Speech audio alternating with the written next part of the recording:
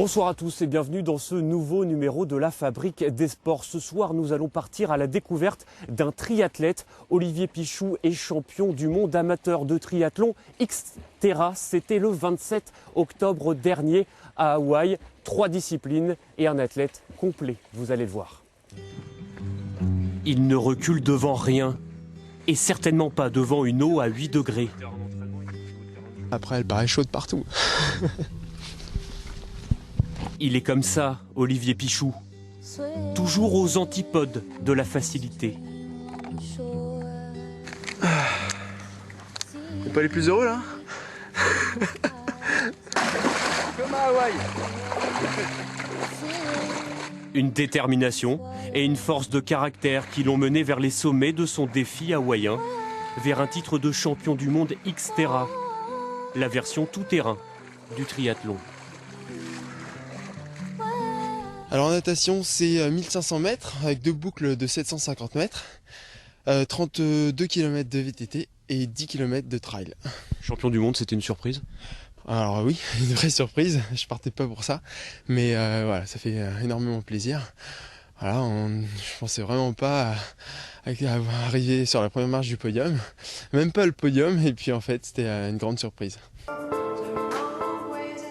Les sacres les plus inattendus sont aussi les plus beaux. Et celui-ci a été arraché de haute lutte au terme d'une intense préparation physique et mentale. À bientôt 34 ans, Olivier Pichou est un stakhanoviste de l'effort qui vit peut-être plus que les autres la solitude du triathlète. Et pour cause, le champion de France et du monde n'a pas de compagnon d'entraînement. Je pars quand je veux, si j'ai un petit créneau de 3 quarts d'heure, 1 heure, j'y vais. J'ai pas de contraintes justement avec des clubs qui imposeraient des horaires d'entraînement. Est-ce que vous avez imaginé un jour réaliser le grand saut vers le monde professionnel ? Alors pas du tout. Rivaliser avec les professionnels, ça fait quelques mois que voilà, je m'en approche sans vouloir le devenir, parce que je veux vraiment rester amateur, garder mes libertés. Ses libertés, comme il dit, c'est aussi son métier. Depuis 2008, Olivier est professeur d'éducation physique et sportive dans cet établissement de l'agglomération rouennaise. On va y aller là. J'attends que tout le monde sorte des vestiaires. Louis, tu peux me porter ça ? Chaque semaine, le champion jongle entre ses 20 heures de cours et ses 15 heures d'entraînement. Un équilibre auquel il ne renoncerait pour rien au monde. C'est bien Laura. Jamais donné autant Laura. Sans plier le genou, vous sentez que le mollet... Un quotidien dédié au sport, une certaine idée aussi de la pratique sportive. Voilà, moi mon but c'est qu'ils prennent énormément de plaisir d'être en cours de PS.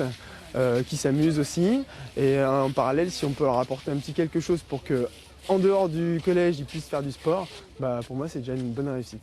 Vous êtes fier de lui? Ouais, carrément. Avoir un champion du monde dans notre collège, c'est déjà bien. Bah ouais. Même excellent. Il est comment entre nous le prof? Il est sympa? Ouais, il est trop cool. Il est grave cool. Des performances sportives qui suscitent l'enthousiasme des élèves et l'admiration du directeur, Monsieur Tamarel, pas peu fier de compter un champion du monde dans son établissement. Je ne le savais pas aussi haut. Et par nature, il est modeste, si bien que si on ne me l'avait pas dit, ça n'est pas lui qui serait venu me le dire le premier. Lorsqu'il a besoin de partir par avance et que son emploi du temps aurait supposé qu'il travaille, ce sont ses collègues, pleinement solidaires ce coup-là, qui le remplacent sur ses heures d'activité. Et il y a une réciprocité parce qu'Olivier est aussi capable d'aller remplacer des collègues qui ont un besoin d'absence à un moment ou l'autre.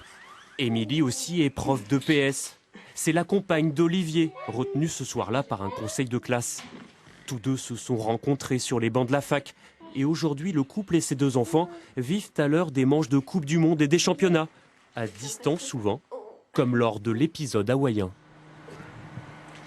Avec le décalage horaire, nous, il était à peu près 1h du matin, je crois.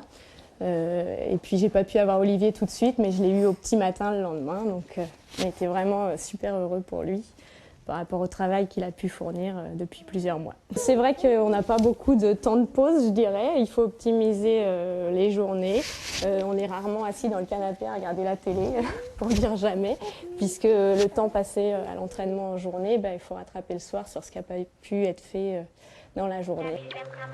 Pour un triathlète qui plus est amateur, Se frayer un chemin dans l'élite mondiale représente un coût. 4 500 €, c'est le prix du vélo de compétition d'Olivier. Du matériel qu'il faut entretenir et renouveler régulièrement. Pensez aussi à financer les voyages au bout du monde. Et cela sans structure professionnelle autour de soi. Avec Hawaï et puis d'autres compétitions en Suisse, puis à l'autre bout de la France, c'est compliqué, ça demande beaucoup d'argent et voilà, j'arrive à avoir un petit peu de sponsors à droite à gauche qui permet de me financer mes déplacements et ça compte beaucoup parce que voilà, sans eux, eh bien, je ne pourrais pas participer à autant de compétitions en Europe et jusqu'à Maui. Le voyage à Hawaï, il a coûté combien à peu près? C'est un budget de 2 500 €. Et si Olivier a pu boucler son budget, il le doit en partie à ces hommes. Des gérants de PME du Pays de Caux qui ont mis chacun quelques centaines d'euros sur la table. Tous des amateurs de sport travaillant dans la menuiserie, la plomberie ou encore la distribution alimentaire. Voilà une histoire de copains, de famille aussi, puisque c'est Xavier, le beau-frère d'Olivier, qui a lancé l'idée. Bon, donc, c'est un apéro avec Olivier, il m'a parlé de ça. J'ai envoyé des mails et ils ont répondu aussi sec. Derrière, suivre une personne comme ça qui s'entraîne par lui-même, je trouve que c'est un beau projet, quoi. Olivier, c'est un artisan du triathlon, on peut dire ça comme ça? Oh, c'est plus qu'un artisan.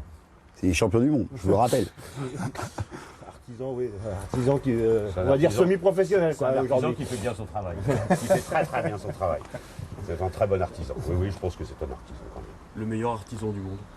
Au vélo, oui. Surtout au vélo. Meilleur artisan du monde, Olivier Pichou le fut, oui, au milieu de 1000 concurrents à Hawaï. Une sacrée performance pour un champion à la conquête de défis permanents. Sway.